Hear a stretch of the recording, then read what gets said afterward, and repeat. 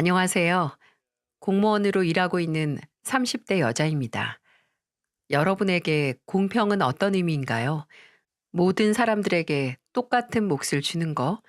아니면 부족한 사람은 부족한 만큼 주고 넘치는 사람은 이미 넘치니까 그것보다 적게 나눠주는 거? 사람마다 살아온 방식마다 공평이라는 건 제각기 다른 모습을 하고 있습니다.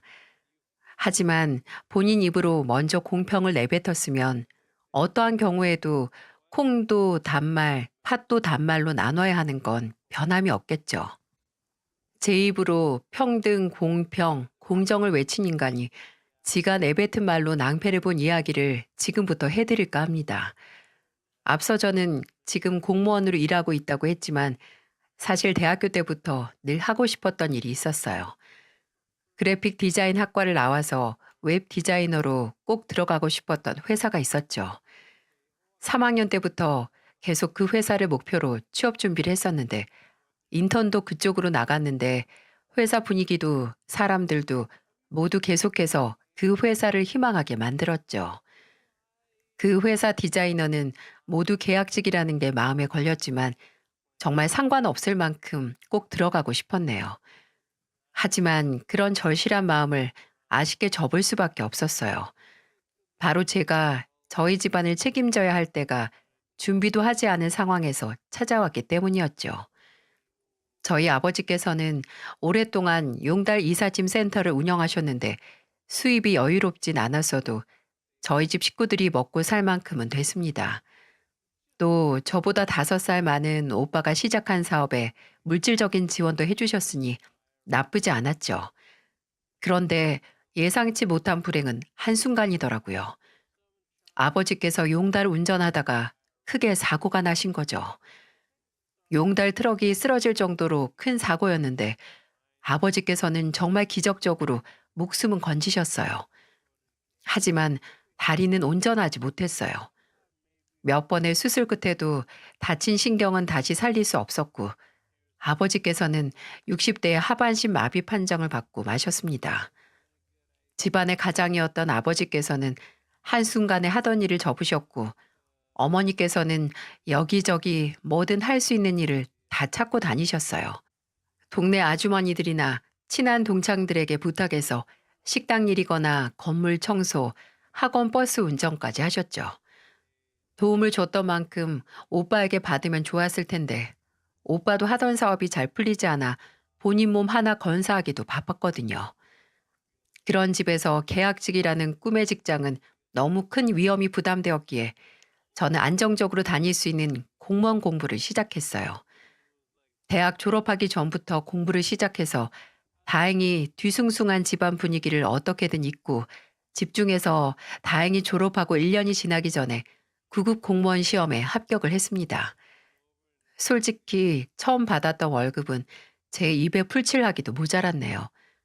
하지만 받은 월급 중 절반 이상을 집에 생활비로 보탰어요. 그리고 두 번째 월급을 받았을 때 신용카드를 만들어서 어머니께 드렸습니다. 앞으로 식비 같은 자잘한 생활비는 이 카드로 하라고 말이죠. 엄마, 이거 이번에 엄마 이름으로 만든 신용카드예요. 이거 가지고 다녀요. 이런 걸 왜 만들었어? 빛나 네가 무슨 돈이 있다고. 엄마도 일하고 있는데. 내 월급 알면 그만큼 엄마가 알아서 써줘요. 한도는 일단 300으로 잡았는데 그거 다 쓰면 엄마 딸 거덜나요? 엄마 버는 돈으로는 아버지 병원비나 약값 빠져나가는 거 막기 바쁘잖아요. 장 볼 때만이라도 마음 놓고 써요. 알겠어, 딸. 엄마가 우리 딸 생각해서 아껴서 쓸게. 너무너무 고마워. 우리 딸 덕분에 엄마 숨통이 좀 트이겠다. 물론 저 저금할 돈도 얼마 남지 않긴 했지만 부모님께 조금이라도 도움이 된다면 감수할 수 있었어요. 또 저희 부모님께서 딸의 돈을 펑펑 쓰고 그 소중함도 모르는 분들이 아니었기도 했고요. 그런데 받는 월급은 부모님께 드리고 제가 남는 거 조금 쓰고 저금하고 하느라 딱히 사생활을 만들 시간도 없었어요. 정말 한 달에 한두 번씩 가끔 친구들 만나서 술을 먹는 게 다였습니다. 그렇게 재미없게 사는 저도 하루쯤 놀고 싶었던 어느 20대 후반의 날에 친한 언니를 따라간 술자리에서 남편을 만나게 됐어요. 친한 언니는 지인이 술을 사준다고 나오라고 했다고 함께 있던 저를 데리고 나갔고, 남편은 그 당시 중소기업에 다니던 사람이었죠. 모르는 사람이 많은 자리에서 쭈뼛거리는 제게 먼저 다가와 말을 건 게 바로 남편이었어요. 빛나 씨 맞죠? 근데 앞에 맛있는 거 많은데 왜 안 드세요? 아, 제가 매운 걸 잘 못 먹어서요. 아, 그래서 그랬구나. 그럼 따로 먹고 싶은 거 주문하지. 여기요, 여기 메뉴 좀 주세요. 아유, 안 그러셔도 되는데. 그럼 그냥 여기서 공기만 먹고 있게요? 근데 빛나 씨는 제 이름 모르죠? 아니요, 알아요. 아까 언니가 부르는 거 들었어요. 남영 씨라고. 그럼 오늘 한턱 내는 게 나라는 것도 알겠네요. 오늘 계산은 다 내가 하니까 먹고 싶은 거 다 시켜요. 남편의 첫인상은 정말 좋았습니다. 저보다 4살 많은 사람이 오히려 먼저 저를 편하게 해주고 재밌고 젠틀하고, 술자리가 파할 때 제게 연락처를 물어보며 앞으로 종종 연락하고 알고 지내자고 해서 그냥 하는 소리겠거니 하고 생각 없이 번호를 교환했는데, 남편은 그 말이 진심이었는지 다음날 바로 제게 문자를 시작하더라고요. 처음에는 집에 잘 들어갔냐, 밥은 먹었냐, 잘 잤냐, 오늘 뭐 해, 만나서 밥이나 먹을까? 이런 간단한 문자로 시작해서 만났고, 대화를 하고 서로를 알아가기 시작해서 1년의 연애까지 했네요. 그때 남편은 정말 만나면 헤어지고 싶지 않게 시간이 제발 멈췄으면 하고 바라지는 사람이었습니다. 그 소리를 남편에게 했다가 그럼 안 헤어지면 되겠네. 우리 결혼할까? 라는 소리를 듣고 그냥 웃어 넘기다가 어떻게 결혼까지 하게 됐어요. 근데 결혼이라는 건 현실이잖아요. 저는 꾸준히 제 월급을 떼 부모님께 생활비를 드려야 하는 상황이고, 결혼을 한다면 배우자와 합의되어야 하는 사안이니까요. 결혼 전에 그럴 목적으로 했던 대화는 아니었지만 그런 제 상황에 대해 얘기를 나눈 적이 있거든요. 빛나 씨는 살면서 제일 잘한 게 뭐야? 잘한 일? 음, 아, 취업하자마자 부모님께 카드 만들어서 드린 거. 와, 진짜 잘한 일이네. 기특하다. 기특하고 말고 할 게 없는 게 그냥 다른 선택지가 없었거든. 또 용돈이라는 게 계속 주다 끊기면 좀 그렇잖아. 그래서 평생 생활비 조금이라도 드릴 각오하고 드렸던 거야. 그럼 우리 결혼하고 나서도 꾸준히 드릴 수 있게 해야겠다. 그치? 어, 그래주면 고맙지. 그럼 남영 씨는? 남영 씨는 살면서 제일 잘한 일이 뭐야? 나는 아직 없어. 없는데 나중에 회사도 그만두고 내 사업 시작하면 그때 생길 계획이야. 우리 아버지처럼 살면서 내가 주인인 일 한번 해보고 싶어. 나는 정말 누구 아래서 일할 사람이 아니라는 걸 매일 회사 나갈 때마다 느끼고 있어서 더 절실한 것 같아. 제 입장을 먼저 이해해주고 당연하게 배려해주는 것도, 또 본인만의 꿈이 확고하다는 것도 좋았습니다. 저는 현실에 부딪혀 포기했지만 포기하지 않고 언젠가 이루겠다는 의지 하나만으로 기회를 보는 남편이 대단하게 느껴지기도 했어요. 그렇게 그 당시에는 믿음직스러운 남편이었지만, 또 결혼이 확정이 되고 양가의 인사를 드리러 가기 시작하면서 하나둘 미묘하게 달라지더라고요. 시댁은 그 당시에 시아버지께서는 작게 개인 사업을 하고 계셨고, 시어머니께서는 감자탕 집을 운영하셨거든요. 남편 말로는 그렇게 부유하지 않다고 하긴 하는데 저희 집에 비하면 여유로운 편이었어요. 결혼은 조금만 형편이 기울어져도 힘들다고 하던데, 남편은 제게 걱정 말라고 했지만 처음 시댁에 인사를 드리러 가게 됐을 때 저는 그 기울어진 양가의 경제적 상황의 불편함을 느끼게 됐습니다. 시어머니께서는 명색이 공무원 며느리라고 저를 꽤 마음에 들어하는 눈치이긴 했어요. 공무원이면 어려서부터 공부 잘했겠다. 아무리 공부를 잘해도 붙기 힘든 게 공무원 시험이잖아. 아, 그렇지도 않았어요.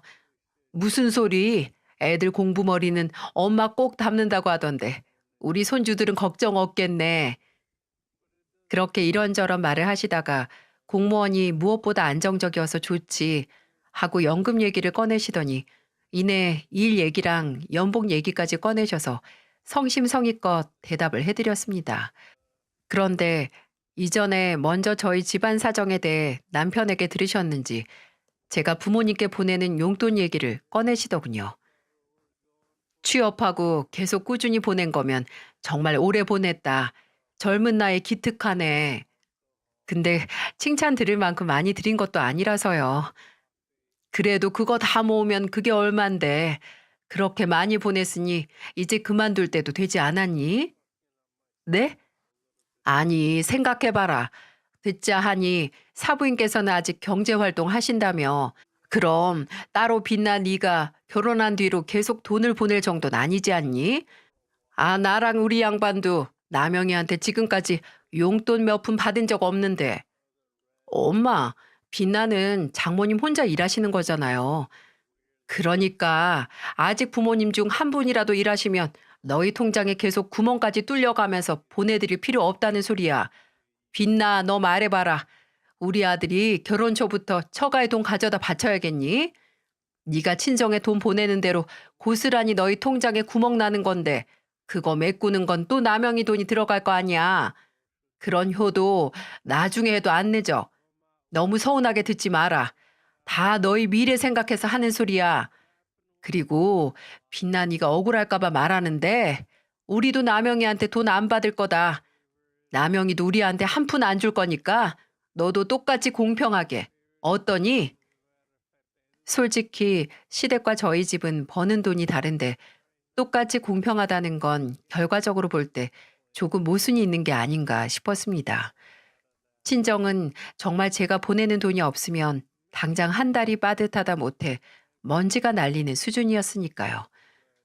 하지만 시어머니께서 건 조건이 결혼 생활에서는 공평하다고 볼 수 있는 거였겠죠. 또 남편 또한 본인 어머니 말에 동의하며 부부는 결혼하며 한 몸이 되듯이 벌이도 한 몸이 되는 거잖아. 경제 공동체. 알지? 앞으로 아이도 태어나고 돈도 모을 생각이면 어머니 말이 맞는 것 같아. 나도 우리 부모님께 일절 돈 안 보낼 테니까 당신도 똑같이 하자는 거잖아. 어? 서로 똑같이 공평하게 말 맞추고 시작하는 게 여러모로 좋은 것 같아. 라고 말하더군요. 나중에 시댁과 남편과 상의 후에 최종적으로 한 달에 한 번씩 딱 30만 원 보내는 걸로 합의를 보고 나서야 남편과의 결혼을 진행할 수 있었어요. 결혼을 하고 나서는 부부가 각자의 친정과 시댁과 완전히 독립된 경제적 주체가 돼야 여러모로 문제가 일어나지 않는 건 맞으니까요. 그렇게 남편과 결혼을 한 후에 꾸준히 친정에 달 30만 원씩 보내게 됐어요. 결혼 후 보내는 돈이 적어진 만큼 어머니께서는 일을 늘리셨지만 부모님께서는 제가 결혼을 해서 이제 남편과 따로 돈을 저축해야 한다는 걸 이해해 주셨습니다. 그런데 결혼하고 4년 만에 의도치 않게 친정에 더 도움이 될 수 있는 기회가 찾아왔어요. 제가 결혼 후에 첫째를 낳고 2년 뒤에 또 둘째를 낳았거든요. 첫째 낳고는 복직해서 일하면서 첫째를 돌보는 게 힘들긴 했어도 어떻게든 되더라고요. 근데 이제 2살 된 아이와 새로 태어난 아이를 두고 복직해서 일을 하는 건 전혀 다른 얘기였습니다. 육아의 마법인지 뭔지 돌봐야 할 자식은 그냥 2배가 된 것뿐인데 제 힘은 대체 왜 4배 이상이 되는 것 같을까요? 심지어 둘째를 낳고 난 그 시기에 남편이 회사를 그만두고 바라고 바라던 본인만의 사업을 시작해서 육아에 집중할 수 없이 밖에서 보내는 시간이 많았기에 제가 더 힘에 부쳤죠. 처음에 남편이 사업을 막 시작하고 몇 번을 제게 잘못을 했었거든요. 일단 둘째를 임신했을 때부터 집에 있는 시간이 전혀 없었고 또 한 번은 저는 집에서 잔뜩 튼 배에 크림 발라가면서 고생할 때 고급 룸살롱 영수증을 저한테 들켜서 한바탕 난리가 나기도 했습니다. 그때 남편은 2번 다시 그런 곳에는 가지도 쳐다도 보지 않겠다는 각서를 썼었어요. 그걸 어긴다면 전 재산을 제게 몰수당한 뒤 이혼하겠다고 적기도 했었죠. 본인은 그냥 안내만 했고 아무 일도 없었다고 하는데 제가 그걸 믿을 수가 있나요? 거기에 엎친 데 덮친 격으로 제가 예정보다 빠른 산통으로 병원에 실려가 유도분만으로 애를 낳던 날에는 아예 연락 자체가 안 됐습니다. 아이를 낳고 병실에서 힘없이 늘어져 숨만 쉬고 있을 때 얼빠진 얼굴로 슬며시 병실로 들어올 때 그 남편의 얼굴.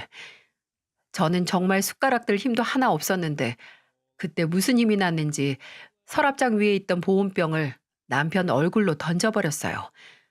마일리지도 아니고 그동안 쌓인 잘못이 많다는 걸 본인도 알고 있었는지 제가 복직하고 얼마 안 가서 애들 볼 사람 고용에 대해 상의할 때 먼저 제안을 하더라고요. 여보, 어차피 사람을 쓸 거면 장모님은 어때? 우리 엄마? 지금 식당 일 하고 계신데? 식당 일 힘들잖아. 저번에 다리 아파서 병원도 갔다 오셨다며. 어차피 일하실 거면 편한 딸 집에서 예쁜 손주들 보면서 돈 버는 건 어떠냐 이거지. 지금 식당에서 얼마 버시지? 150에서 한 180 정도? 정확하게는 모르겠네. 그럼 우리 수입에서 반반씩 빼서 200으로 맞춰드리자. 안 그래도 결혼하고 나서 여보가 처가에 보내는 돈 줄인 다음에 마음 편치 않았던 거 잘 알아. 나도 늘 신경 쓰고 있었고. 또 내가 일 시작하면서 가정에 좀 소홀했어? 또 나도 다른 사람보다는 장모님께 우리 애들 맡기는 게 제일 마음 놓일 것 같으니까 하는 말이야. 근데 우리 엄마야 괜찮다고 하실 텐데 어머님께서 뭐라 하시지 않을까? 친정에 돈 보내는 거 싫어하시잖아. 그게 어떻게 돈을 보내는 거야? 정당하게 돈을 버는 거지. 우리 어머니 정당한 절차 거친 건 뭐라고 안 하셔. 걱정 마. 크게 내색은 안 했지만 대환영이었습니다. 안 그래도 어머니께서 힘든 식당 일을 그만두고 다른 일을 알아봐야 하나 하시던 참이었는데 손주 돌보는 게 식당 일보다 안 힘든 건 아니었어도 그래도 제 집에서 조금이라도 편히 일하시면서 돈도 더 받게 되는 거니까 고민할 필요도 없는 조건이었죠. 그렇게 제가 둘째를 낳고 복직을 하면서 어머니께서는 새로운 일을 시작하게 되었습니다. 다행히 시어머니도 괜한 트집을 잡지 않으시고 그냥 잘 됐네 이렇게 넘어가시더라고요. 그냥 무작정 없는 살림에 용돈을 드리는 게 아니라 정당하게 일을 한 대가를 어머니께 드리는 거니 마음이 훨씬 더 가벼웠고 결혼하고 마음속에 무겁게 가지고 있던 짐이 덜어진 기분이었어요. 그런데 그게 그렇게 오래 가지 않더라고요. 일단 남편과의 마찰이 너무 심해졌어요. 아직 초기였던 남편의 사업은 간신히 적자는 면했지만 왜 사업을 시작하고 나서는 몇 년간 제대로 된 흑자 보기 어렵다고 하잖아요. 남편의 일이 딱 그 과도기에 있는 것 같았죠. 꿈에 그리던 사업이 정작 시작하고 나서 제자리를 찾지 못하니 남편도 갑갑하고 불안했겠죠. 처음에는 그 초조함을 제게 화풀이하는 건 참을만 했습니다.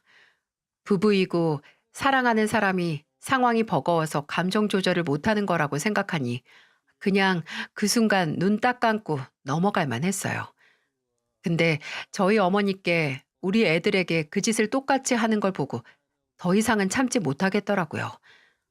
남편의 예민함은 한도 끝도 모르고 영역을 넓히다가 끝내 어머니와 애들에게까지 영향을 끼쳤어요. 애들이 아빠가 오랜만에 집에 와서 아는 척만 해도 저리 가라고 피곤하다고 하면서 저한테 아직 초저녁인데 애들 재우라고 툴툴거립니다. 제가 그걸 보고 참다가 헛웃음을 치면서 말했어요. 누가 보면 어느 나라 대통령 정도는 되는 줄 알겠다. 집에 와서 애들 한번 안아주기도 힘들 정도로 그렇게 피곤해? 애들한테 다정하게 말하는 거 그거 할 힘도 안 남아있을 정도로 일하다가 들어오는 거야? 아, 왜 또 시비야? 난 뭐 애들하고 안 놀아주고 싶겠어? 나는 애들 안 예쁜 줄 아냐고. 안 그래도 피곤한데 당신까지 보태지 마. 내 말은 당장 애들이랑 놀아주라는 게 아니라 말이라도 좋게 하라는 거야. 당신 피곤한 거 누가 몰라? 그런데 나도 피곤해. 당신 일이 힘들어서 잊었나 본데 나도 밖에서 일하는 사람이야. 그래도 최대한 애들한테 나 피곤하고 힘든 거 티 안 낸다고. 제발 그 피곤하고 힘든 거 애들한테 짜증내고 화풀이하면서 풀지 마. 애들이 뭘 알아? 혜림이는 그냥 아빠 봐서 반가워서 그러는 건데 애들이 무슨 당신 예민한 거 받아주는 용으로 이 집에 있는 거냐고. 이렇게 시작했던 싸움이 정말 수십 번은 더 되었어요. 그래도 어머니 앞에서 싸우기 싫어서 꾹꾹 참고 참다가 터뜨렸는데 한 번은 어머니 앞에서 큰 소리 낼 수밖에 없었던 상황이 있었어요. 남편이 밤 늦게까지 또 일 때문이라고 하고 술을 진탕 먹다 새벽에 들어온 날이 있었는데 제 출근 시간보다 먼저 집에 오시던 어머니께서 사위가 술 먹고 들어왔다는 얘기를 제게 듣고 해장하고 출근하라고 찌개를 끓이셨거든요. 그때 콩나물이나 뭐 마땅히 해장국 끓일 게 없어서 평소 좀 매콤하게 끓인 청국장 찌개를 좋아하던 남편을 위해 어머니가 매운 청국장 찌개를 그 아침에 부랴부랴 남편 출근 시간에 맞춰 끓이셨어요. 그런데 찌개가 다 끓어가고 남편이 잠에서 깰 때쯤 안방에서 세상 짜증났다는 걸 티내는 소리가 들려오는 겁니다. 아, 뭐야? 아침부터 이게 무슨 냄새야? 엄마가 당신 술 먹었다고 국으로 좀 달래고 출근하라고 청국장 끓였어. 얼른 씻고 나와. 오서방, 세수만 하고 후딱 나와서 한 술이라도 뜨고 가. 또 술 먹고 난 빈속에 커피 같은 거나 마시지 말고. 식탁에 남편 먹으라고 찌개와 수저를 놔주는 저희 어머니를 보며 남편은 감사하다, 잘 먹겠다는 말 대신 마치 화를 삭히는 사람처럼 손바닥으로 거칠게 본인 얼굴을 마구 비비더니 한숨을 푹 내쉬는 겁니다. 그리고 한껏 낮춘 목소리로 어머니를 부르더군요. 장모님, 아, 무슨 아침부터 텁텁하게 청국장이에요, 청국장이. 그리고 숙주로 쓰린 배를 청국장으로 어떻게 달래요? 참나, 이거 그냥 하루 망치라고 하는 거 아니에요? 당신 아직 술이 덜 깼어? 오서방이 많이 피곤한가 보네. 그래, 속이 안 풀리면 먹지 말어. 네, 속이 안 풀렸으니까 앞으로 이런 거 하지 마세요. 이런 거 안 해도 돈 다 드릴 테니까. 당신 돌았어? 술을 어디로 처먹었길래 우리 엄마한테 그딴 식으로 말해? 아유, 빛나야. 아침부터 왜 그렇게 큰 소리야? 내가 뭐 틀린 말 했냐? 이런 쓰잘데기 없는 짓 안 해도 돈 다 드리잖아. 누가 돈 안 준다고 아침부터 당신 출근 시간에 맞춰서 바쁘게 아침상 차렸겠어? 머리가 그렇게 나쁘니? 아니면 어디가 잘못 꼬인 거야? 어떻게 사람 호의를 그딴 식으로 해석을 해? 당신 그 말본새가 잘못됐다고. 애가 둘인 인간이 새벽까지 술이나 퍼 마셔서 속이 꼬일 대로 꼬였으면 그냥 얌전히 속이 안 좋다고 말 한마디 하고 말 것이지. 왜 지 속이 꼬인 걸 다른 사람한테 화풀이야? 뭐? 야, 너? 그만들 좀 해라, 그만들. 오서방 바쁘다며. 이미 망친 하루 괜히 싸움이나 해서 더 망치지 말고 출근해. 빛나 너도 빨리 마저 준비하고 나가고.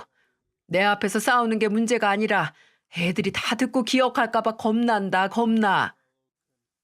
그날 아침 대바람부터 시작된 싸움은 어머니의 만류로 끝났지만 이후 저와 남편의 사이는 급속도로 안 좋아졌어요. 둘 다 평소에는 의식적으로 관계를 개선하기 위해 조심했지만 한 번 어긋나면 끝도 없이 발톱을 세웠죠. 어머니께서 남편 셔츠를 다림질하다 둘째가 울어서 실수로 셔츠가 다리미에 타버렸을 때 제대로 하지도 않고 사고만 칠 거면 왜 하냐고 하며 남편은 어머니 앞에서 그 셔츠를 바닥에 내팽겨치기도 했습니다. 그럼 저는 남편이 바닥에 던진 셔츠를 주워 남편 얼굴에 던지고 그렇게 아끼는 거면 꽁꽁 숨겨뒀다가 당신이 다려 라고 또 발톱을 세워 싸웠어요. 근데 그냥 세우기만 한 발톱으로 실제로 서로에게 상처를 내기까지 한 사건이 발생을 했네요. 참나, 저는 제 결혼 생활에 이런 일이 일어나리라고는 상상하지도 않았습니다. 얼마 지나지 않아 남편이 어머니에게 드리는 월급 절반을 안 보내는 거예요. 남편은 처음에는 자금 빼고 나면 남는 게 없다. 미안하다고 해서 일단 어머니께 제 월급에서 원래 드릴 돈의 반절만 드렸어요. 어머니께서도 그 당시 남편 사업이 어떤지 잘 아니까 알겠다고 그냥 넘어가셨죠. 근데 그게 한 달을 넘어 두 달, 두 달을 넘어 석 달까지 넘어가는 겁니다. 아니 한 번은 그럭저럭 어떻게 넘어갈 수 있어도 석 달은 어머니 고정적으로 나갈 돈이 정해져 있는데 생활이 다 힘들 정도였죠. 그래서 두 달이 지나갔을 때는 제가 제 돈으로 조금이나마 더 드렸거든요. 근데 아무리 제 돈에서 더 드린다고 해도 제 월급도 정해져 있었고 넉 달이 지났을 때 어머니께서 정말 제게 너무 미안한 얼굴로 말을 꺼내시는 겁니다. 빛나야, 내가 네 사정도 오서방 사정도 너무 잘 아는데 당장 너한테 받는 돈으로는 엄마가 너무 힘들어. 네 아빠 병원비랑 약값이랑 하면 거의 바닥이 보이는 돈으로 엄마가 생활을 해야 하잖니. 엄마가 우리 딸한테 이런 말 꺼내는 게 너무 미안한데 이번 달부터 월급을 다 못 주면 엄마가 차라리 다른 일을 알아볼게. 내가 장모가 돼가지고 사위한테 돈 얘기 꺼내는 게 어려우니까 네가 오서방이랑 말해보고 엄마한테 알려줘. 어? 일하고 돈을 다 못 받은 건 어머니인데 그래도 딸이라고 연신 미안하다고 말하는 어머니를 보면서 턱끝까지 무기력한 슬픔이 차올랐어요. 어머니에게는 알겠다고 내가 말해본다고 했고 당장 그 말이 나온 날 남편이 퇴근하자마자 안방으로 불렀어요. 장모님 집에 안 보내? 왜 장모님 안 보내고 방으로 들어와? 당신하고 할 말이 있어서 그리고 오늘 바로 어머니께 말씀드리려고. 뭔데? 엄마 월급 말이야. 벌써 석 달째 제대로 못 드리고 있잖아. 몇 달 모자란 월급을 메꿀 돈 모을 만큼 많이 드리는 것도 아니고 그 월급 반토막으로는 우리 어머니 아버지 돌보면서 생활 못해. 돈 얘기하려고 들어온 거야? 장모님은 밀린 돈 받으려고 밖에서 기다리는 거고? 말 곱게 하지 마. 그런 게 아니야. 그냥 어머니께서 불안해하니까 최대한 빨리 해결하려고 이러는 거야. 나도 괜히 당신 독촉하기 싫어. 독촉하기 싫으면 독촉하지 마. 지금 당장 어떻게 하라고? 내가 대출이라도 받을게. 공무원 대출 받아서 어머니 밀린 월급이랑 앞으로 드릴 월급 해결하는 거. 뭐? 대출? 장모님 돈 드리자고 대출을 받자고? 진짜 장모님도 너무하신다. 아니, 손주 봐준 돈을 딸이 대출까지 받아서 드려야 하는 거야? 아니, 본인 손주들 아니냐고. 다른 사람 애도 아니고 본인 딸 애들인데 기어코 그 돈을 다 받아야겠대? 당신은 왜 사업 시작하고 말을 그딴 식으로 해? 그 돈 그냥 드리는 거 아니야. 우리 어머니가 정당하게 노동해서 받아야 하는 대가야. 당신 입으로 먼저 말했잖아. 정당. 근데 이제 와서 당신이 약속한 그 돈을 다 받아야 하냐고 말을 바꿔? 그게 당신이 평소에 쓰는 사업 기술이야? 본인이 불리할 때 얼굴색 하나 안 바뀌고 말만 바꾸는? 아니, 내 말이 틀려? 그거 몇 달 돈 좀 덜 받았다고 손주들 봐주기 싫다는 거 아니야. 손주들 데리고 지금 협박하는 게 아니면 뭔데? 진짜 난 장모님이 이렇게 돈을 밝히는 사람인지 미처 몰랐지. 돈 욕심 진짜 드글드글 하시네. 그럼 당신 어머니가 한번 해보시라고 하자. 당신 그거 좋아하잖아. 공평. 공평하게 당신 어머니도 우리 어머니가 그랬던 것처럼 몇 달간 약속된 월급 반토막만 받아가면서 애 둘 봐주실지 어디 보자고. 어? 어머님도 손주 봐주는 거니까 군소리 없이 일하실지 보자니까? 뭐? 너 지금 뭐라고 했어? 아니, 우리 엄마가 왜 그 고생을 해야 돼? 겁봐.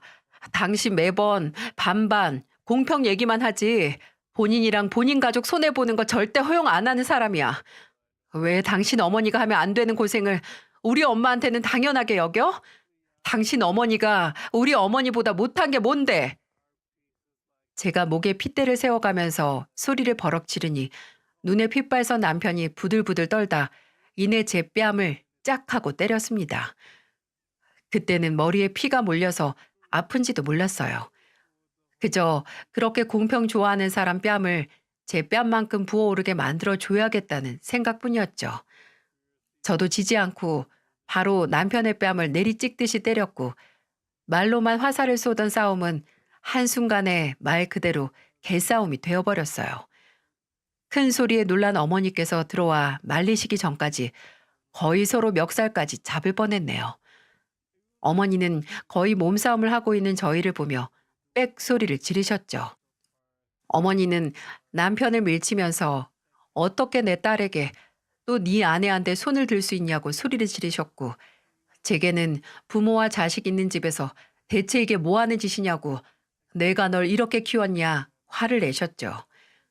어머니의 따끔한 중재로 저희는 정신을 차리고 일단 어머니에게 사과를 드렸지만 서로 쳐다보지 않았습니다. 그 후에는 남편은 안방에서 저는 애들 방에서 지냈어요. 돈 문제로 이렇게 될 줄은 몰랐는데 솔직히 치욕적이었죠. 남편의 아무 잘못 없고 당당한 태도에 오히려 내가 이상한 건가 하는 말도 안 되는 의문도 들었으니까요. 그 후 거의 1년 반 동안 어머니의 월급은 제 월급에서만 떼어서 드렸습니다. 처음에는 이제 월급을 약속된 것만큼 못 드릴 것 같다고 어머니에게 너무 죄송하지만 다른 일을 하시는 게 낫겠다고 말씀을 드렸는데 어머니는 당장 허리띠를 최대한으로 졸라매도 딸이 혼자 고생하는 건 못 본 척 할 수 없으셨나 봐요. 차라리 일하는 시간을 조금 줄이고 제 월급에서만 조금 떼어서 달라고 하셨죠. 진짜 얼마나 죄송하던지. 어머니께 제대로 된 월급 드리지도 못하고 황혼 육아 맡기는 것도 또 행복하게 사는 모습을 보여드리지 못했다는 죄책감에 한동안 어머니의 눈을 제대로 쳐다보지도 못했어요. 저와 저희 어머니가 갈리는 생활을 몇 년 했는데 더 열이 받는 건 남편의 사업이 점점 호황을 맞았던 겁니다. 근데 이전보다 벌이가 아무리 좋아져도 남편은 제게 어머니께 드릴 정당한 월급의 반을 주지 않고 모른 척 하더라고요. 몇 번 말을 꺼내도 왜? 그걸 왜 내가 줘야 해? 돈 못 주겠으면 당신이 일 그만두고 애 봐. 그럼 되잖아. 라는 말만 해서 저도 더 이상 말을 꺼내지 않았어요. 심지어 생활비조차 지 멋대로 마음 내킬 때만 줬어요. 저는 아무런 성과 없이 그저 감정적이고 육체적인 에너지만 소비되는 싸움을 아예 시작도 안 하고 혼자 참는 걸 택한 거죠. 사람이 힘들면 이성적인 사고나 선택이 힘들어진다는 게 맞는 소리더라고요. 일이 안정기에 들어선 남편은 이전보다 더 밖으로 나돌기 시작했고 집에서 종종 발견되는 여자 향수 냄새가 진하게 나는 와이셔츠나 법인카드로 결제된 영수증을 보아하니 룸살롱도 다시 주기적으로 다니더라고요. 아니, 다시가 아니고 저와 약속한 후로도 계속 다녔는데 증거를 이제 잡은 걸 수도 있겠죠. 그렇게 언제 넘어가도 이상할 것 없는 가느다란 숨처럼 이어지는 결혼 생활 중에 어김없이 피할 수 없는 명절이 다가왔어요. 그 전에는 몇 번 남편과 같이 가는 게 싫기도 하고 남편은 우리 부모님 무시하는데 시댁 가서 웃는 얼굴로 있을 자신이 없어서 종종 빠지기도 했어요. 그리고 바로 이번 명절에는 시댁의 사정 때문에 온 가족이 함께 보내지 못했거든요. 시국이 시국인지라 시어머니 감자탕집도 매출이 오랫동안 서서히 바닥을 쳐서 단내 만회하는 상황이었고 시아버지의 사업도 이자를 제때 못 내서 넘어가네 마네 했거든요. 그런 상황에서 명절이라고 모여 즐거운 시간을 보낼 수 없이 그냥 넘어간 거죠. 그런데 그때 명절은 달랐습니다. 시어머니께서 명절 며칠 전부터 제게 연락을 해서 명절 전날 올 거니 첫날 올 거니 뭐 해 먹을까 이러시는 겁니다. 정말 가기 싫었는데 무슨 일인지 오랜만에 기분이 좋아 보이는 시어머니께 이번 명절 안 가겠다고 할 수가 없더라고요. 그렇게 하루 버린다고 생각하자 하루만 꾹 참자 하고 시댁에서 정말 기계처럼 음식 준비하고 시부모님과 대화를 했어요. 골이 깊은 남편과는 정말 필요한 의사소통만 했고요. 이르게 차린 저녁 식사만 마치고 바로 집에 가려고 하는데 어쩐 일인지 시부모님 두 분 다 신이 나셨는지 연신 술까지 드시면서 자리를 끝내지 않으시더라고요. 끝내 시어머니는 많이 마셔서 머리 아프다고 안방에 들어가서 잠드셨고 애들은 거실 구석에서 잠들었네요. 저와 남편 그리고 흥에 취하고 술에 취한 시아버지가 남았습니다. 시아버지는 술의 힘으로 본인이 살아온 날에 대해 어떻게 사업을 시작했는지, 시어머니는 어떻게 만났으며 남편과 서방님을 그동안 어떻게 키웠는지에 대해 마치 위인전 이야기하듯 줄줄 늘어놓기 시작했어요. 도저히 안 끝나겠다 싶어서 애들이라도 작은 방에 눕히고 오기 위해 일어나려고 하는데 한창 기울어진 사업 얘기를 하던 시아버지가 이런 말을 꺼내시는 겁니다. 그게 성공은 못했어도 내 마누라, 내 자식들 굶기지 않을 만큼 잘했던 사업이, 어? 그게 한순간 무너질 뻔했다 이거야. 근데 내가 누구냐? 이 오필석이가 누구냐? 그렇게 쉽게 안 무너진다 이거야. 왜? 다 잘 키운 우리 장남 덕분이지, 응? 우리 장남이 아버지 따라 어엿하게 사업가로 성공해서 이 아버지가 벼랑 끝에 몰렸을 때 도왔다 이거야. 이게 대체 무슨 소릴까요? 도와? 누가 누구를? 하는 쎄한 생각에 도로 자리에 앉았어요. 근데 그때 제 의심에 불을 붙이듯 남편이 이러더군요. 아버지, 많이 취하셨어요. 이만 들어가서 주무세요. 네? 왜 여보? 아버님이 오랜만에 즐거워하시는데 그냥 아버님, 계속 말씀해 주세요. 남편이 어떻게 도와드렸는데요? 어? 아, 우리 며느리 결혼 참 잘했지. 이렇게 성공한 남편도 있고. 맞아요, 아버님. 결혼 제가 잘했죠. 그러니까 이렇게 멋진 남편이 뭘 도와드렸다고요? 야, 그만해. 아, 우리 장남이 아버지 빚 때문에 사업 말아먹으면 안 된다고 1억을 턱하니 내놨잖아. 그걸로 우리 마누라 감자탕집도 문 안 닫고. 참, 내가 자식 하나는 기똥차게 잘 키웠어. 시아버지는 그 말을 마지막으로 그저 웅얼웅얼 거리면서 점점 잠에 취해가는 것 같았습니다. 근데 저는 그런 모습에 상반되게 정신이 말똥말똥해지는 것 같았어요. 1억? 우리 엄마한테 월급 주는 건 그렇게 아까워서 안 주더니 당신 집에는 1억이나 갖다 바쳤어? 참나, 그 1억 내가 번 돈으로 우리 부모님 드린 거야. 내가 무슨 당신 돈 썼어? 부부는 경제 공동체라고, 내가 돈 안 보내면 당신도 절대 안 보낸다고 공평하게 하자고 한 거 당신 주둥이에서 나온 말이야. 그리고 당신이 그 돈 벌고 모을 동안 난 뭐 놀았니? 나는 우리 일할 때 어머니가 대신 애들 봐드리면서 받는 월급도 한동안 다 내가 부담했고 생활비도 거기서 남은 쥐꼬리만한 돈에서 썼어. 당신이 그 돈 만들 수 있었던 게 내가 혼자 아둥바둥하면서 애써서 할 수 있었던 거라고. 장모님한테 지금까지 계속 30만 원씩 드린 건 기억 못해? 애들 봐준 용돈도 드리고.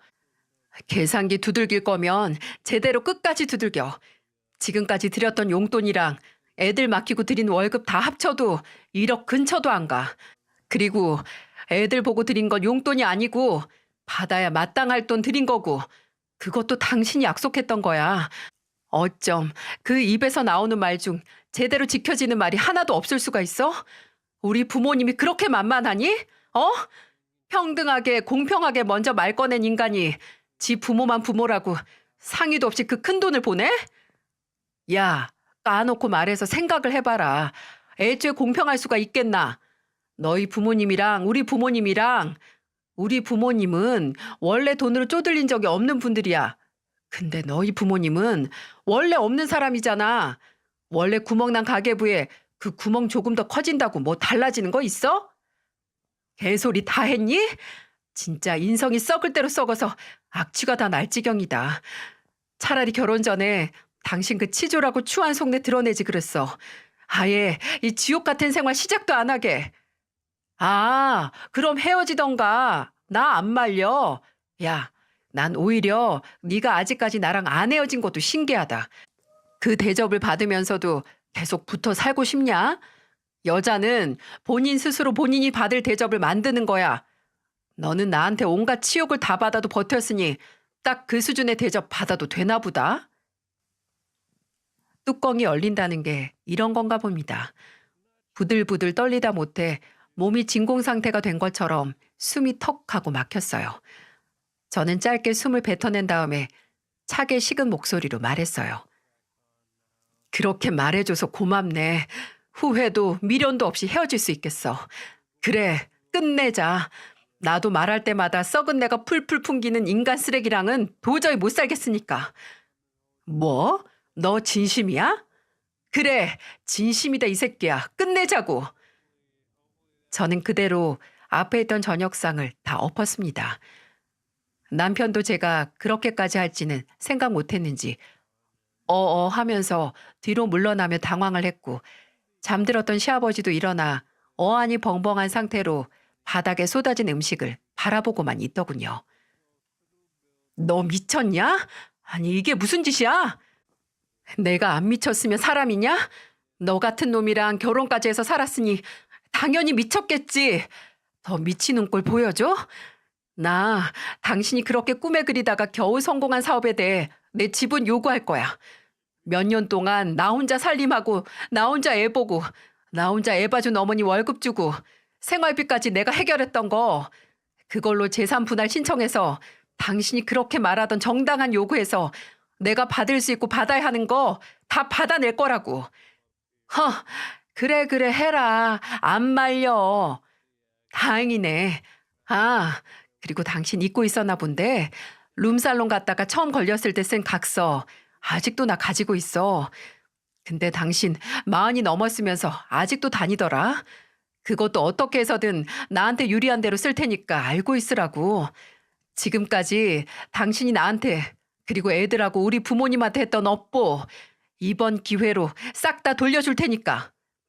그렇게까지 하고 싶냐? 그게 될 것 같아? 두고 보자고. 그리고 당신 말대로 내가 받을 대접 수준 내가 만드는 거야. 그게 꼬우면 그 매번 책임도 못 지는 주둥이 당장 꼬매던가. 저는 그렇게 말하고 막 잠에 깬 첫째 손을 잡고 아직 잠들어 있는 둘째를 안아들고 집으로 돌아왔습니다. 남편은 끝까지 저를 잡지 않고 오히려 제 선언을 조롱했어요. 한동안 그 조롱을 함께 사는 집안에서 들어야 했죠. 근데 진짜 웃긴 게 어디서 뭘 듣고 왔는지 지도 변호사를 고용해서 제가 재산 분할로 받을 수 있는 지분이 상당할 수 있다는 걸 알게 된 건지 제게 넌지시 합의 이혼을 하자고 제안하더라고요. 야, 우리 애가 둘이다. 꼭 애들 사이에 끼고 피 튀기는 소송을 해야겠어? 그냥 내가 아쉽지 않게 챙겨줄 테니까 합의하자. 하지만 저는 제 가치를 잘 알고 있었습니다.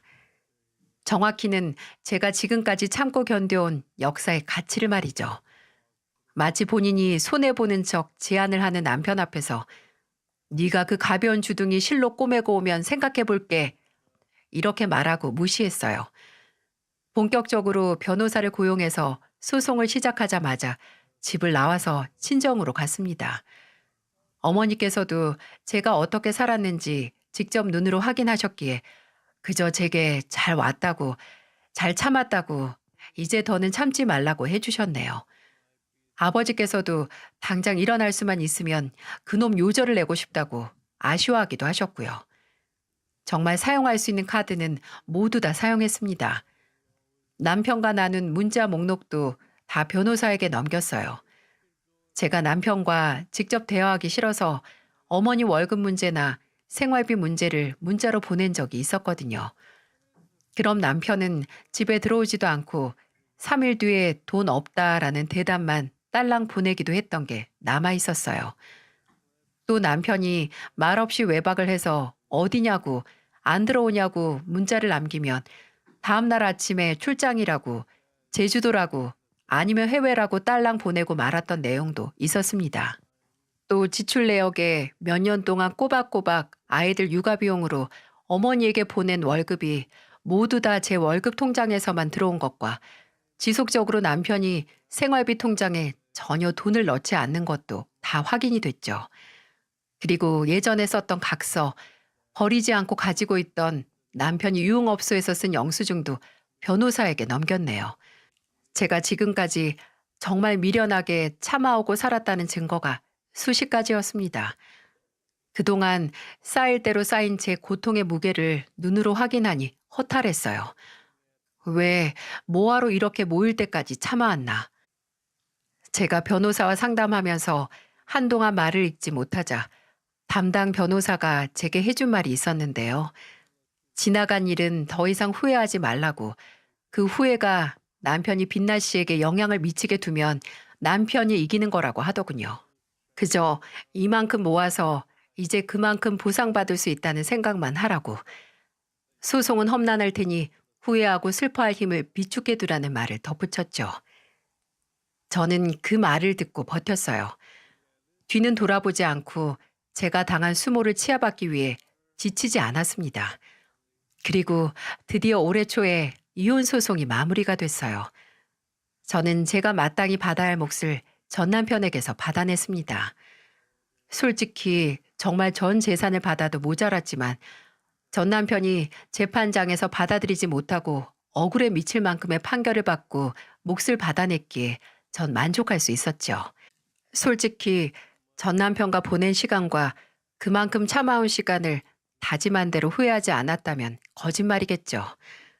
그런데 최선의 판단을 하지 못할 만큼 힘들었던 제가 마흔이 되기 전에 저와 제 아이들을 위한 선택을 할 수 있었다는 게 참 다행이라는 생각도 해요.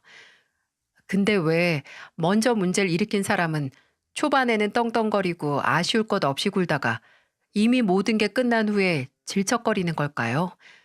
남편은 이혼이 확정된 후에 양육권 교섭으로 자주 제게 연락해서 애들을 보고 싶다.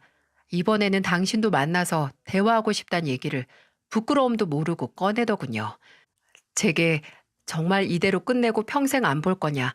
당신은 그럴 수 있냐? 혼자 드라마 찍길래 그래, 이런 인간이지. 염치도 수치도 없구나 하고 혀를 끌끌 찼습니다. 저는 애들 얼굴 보게 해주는 것도 다행인 줄 알라고 말했네요. 그런데 그런 개수작에 한순간이라도 마음이 흔들리지 않은 게 정말 다행이었어요. 남편은 이혼 후 무려 석 달 만에 새 살림을 차려 재혼을 했거든요. 그리고 재혼 후에는 단 한 번도 애들을 만나려고 하지도 않았죠. 막상 혼자가 되니 아쉬운 소리 하다가 이제 지도 혼자가 아니라는 생각에 앞뒤 생각도 하지 않은 거죠. 지금 본인의 행동이 앞으로 애들과 본인 사이에 어떤 영향을 미칠지 예상도 하지 못하는 겁니다. 그저 그렇게 살 거면 계속 변함없이 그렇게 살았으면 해요. 또 태세 전환해서 애들 보고 싶다고 나오면 애들만 혼란스러우니까 매달 보내는 양육비 구멍 내지 말고 끝까지 개자식으로 남았으면 여러모로 좋겠습니다. 저는 이혼 후에 부모님과 합가해서 살고 있어요. 부모님께서 살던 낡은 아파트를 정리하고 제 몫으로 받은 재산과 대출을 조금 보태 부모님과 저 그리고 아이들이 살 수 있는 집으로 이사를 했고 또 결혼 후에 눈치 보면서 제대로 하지 못한 효도 드디어 혼자의 몸이 된 후에 마음껏 하고 있습니다. 어머니에게 제가 없는 동안 애들을 돌봐주시는 대가로 받아야 할 만큼의 용돈을 드리고 있고 힘드실 때는 따로 사람을 쓰기도 하고 있어요.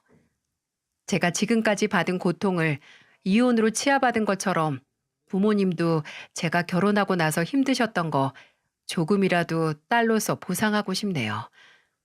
정말 제가 힘들 때 진실로 제게 힘이 됐고 공평, 평등 운운하지 않고 제게 주는 걸 전혀 아까워하지 않고 오히려 받는 걸 미안해하는 사랑을 줬던 건 바로 저희 부모님이었으니까요. 그리고 저도 그런 기꺼이 주는 사랑을 저희 아이들에게 주면서 살려고 합니다. 정말 진심으로 사랑한다면 감히 공평하게라는 말을 꺼내지 않는 것 같아요. 그 사람에게 주는 것만으로 당장 내가 힘들어도 내적으로는 힘이 나는 게 헌신이고 사랑에 헌신이 없다면 그게 진짜 사랑인지 의문이 듭니다. 이야기를 끝까지 들어주셔서 감사합니다. 시간을 할애해서 제 목소리를 들어주신 여러분께서도 조금이지만 제게 사랑을 나눠주신 거라는 생각을 합니다. 모두들 건강하시고 행복하세요.